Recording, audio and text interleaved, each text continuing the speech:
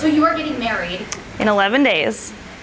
And you planned this bachelorette party. Tell me about it. Heck yes. My girlfriends and I are all bartenders. We decided that for my bachelorette party we were going to go away for a weekend. And by weekend I mean Tuesday, Wednesday, Thursday, since that's when we don't work. And we've been excited about it. I started looking at houses in April. And then in May is when I was referred to Tricia through someone who actually successfully went on a vacation with her. So that must have been awesome for them. In May, I booked a bachelorette party house through her. It was beautiful. We were really excited. We also booked 2 excursions for our honeymoon, as well as 1 extra hotel stay so that we could take advantage of one of her promotions, where if you spend $1,500 through Tricia and you pay in full at the time, you get a free Vegas trip. And my fiance was incredibly excited for the Vegas trip. I think it's the one thing he's most disappointed about through all of this, probably because it wasn't his bachelor party. So what ultimately happened? We were tipped off, thankfully, by one of our friends. So there was some interesting rumors going on around Tricia and her bookings.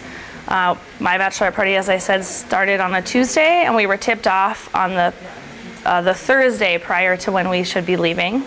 So my fiance immediately contacted directly the vacation rental instead of, I had checked in with Tricia in August to verify that I had a reservation, that it was secured, that everything was good to go, because I looked on the site and the calendar dates for my stay were still available in August, which was a big red flag for me. She messaged me, she called me, was very sympathetic, was very reassuring. Absolutely, Sam, everything is perfect. Do you need me to ask for early check-in for you girls? Everything. So I had already checked because of seeing that on the calendar that they were still open dates. So I'd already done my due diligence, checked in with her. So then we contacted the vacation rental directly, and they said, we have no reservation under you, Tricia Klock, Prestige Travel, nor my fiance's name. No reservation existed. They also, of course, had someone else booked in the house now, of course. And you dropped, that was $1,000? Yes, the house was $1,000. Back in May. Yes. So you had to pay again for another house? Yes, so with a 3-day notice, I had to not only find a house that would accommodate us and our size of our group. We had also really wanted a ping pong table and a hot tub. I mean, we were having a girls' weekend. It was supposed to be excellent. So with 3 days, we had to search for a new bachelorette party house.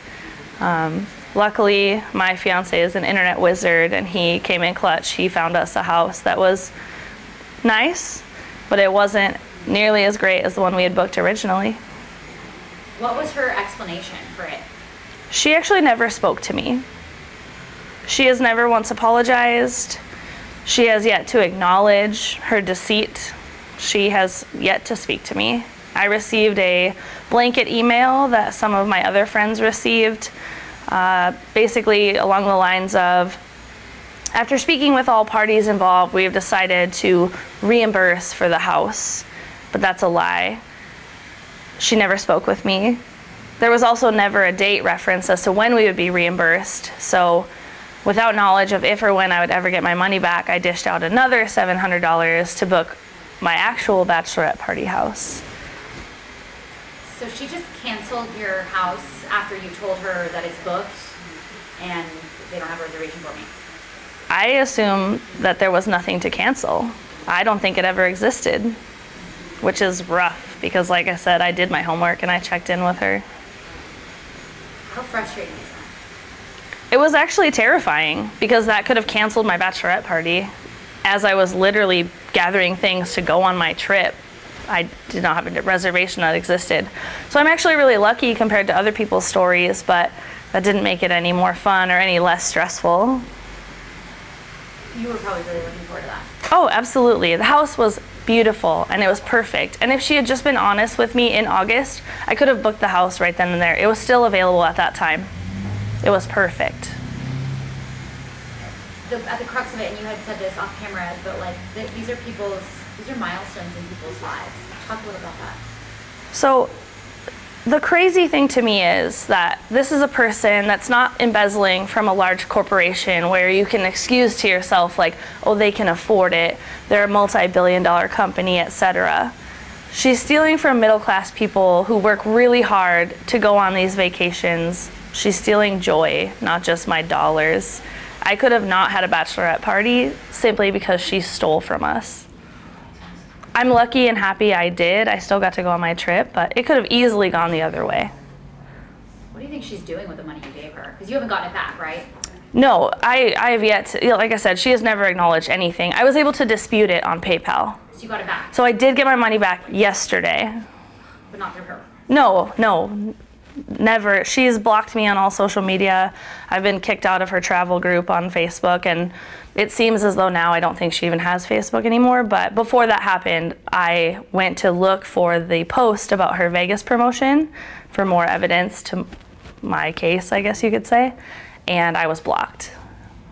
So what do you think she's doing with the money? Like you said, you don't think any of the money you gave her was ever actually used for a trip? No, absolutely not. I mean, I assume it's been spent. I don't think she can refund anyone because I think it's gone. I think she just took it. I don't know what she spent it on. Hopefully something good, but I mean, if you're gonna take my money, you might as well buy something great. It's almost like, is she using it for personal reasons, or is she paying back debts that she has towards other customers? I assume she's buried real deep in this, so. Not that I would know because she hasn't spoken to me, but. That's kind of what it looks like. I would assume so. I mean, look, there's 12 people in this room. There was a bunch more online who've been screwed over in the same manner. Sorry. At least I got to go on my trip. At least I didn't show up to Mexico with no hotel. Why are you sharing your story? A couple of my really good friends have been screwed over worse by her, and they can't be here today. So, whereas I feel sitting in this room that I got off easy comparatively, they didn't. One of my girlfriends has been waiting to go on her honeymoon a whole year so they could do it lavishly, and their reservations don't exist, and that's supposed to be in December. She's out $4,000. She also didn't pay through PayPal, so I don't know if she's gonna get any of her money back. Another one of my girlfriends booked 2 trips with Tricia. Both had no reservations. Both times was in the car with her family, like loading to go to said destination, and had nothing to go to. So. How could she keep? That's what I don't understand, is what kind of heartless human being can steal not just money, but people's joy. Do you hope by getting the story out there that this comes to an end? I hope it makes it real. I hope it seems more like this is a real story. This really happened to all these people. This is something that really needs to be investigated. Instead of seeming like a flash, like social media blow up where everyone is outraged on the internet and then nothing happens. Because as of a few days ago, or maybe last week, she had a different site and was running promotions still. So she's still doing it after all these people are coming out being owed funds. She was still trying to do this to other people. Do you want it to stop? I want it to stop.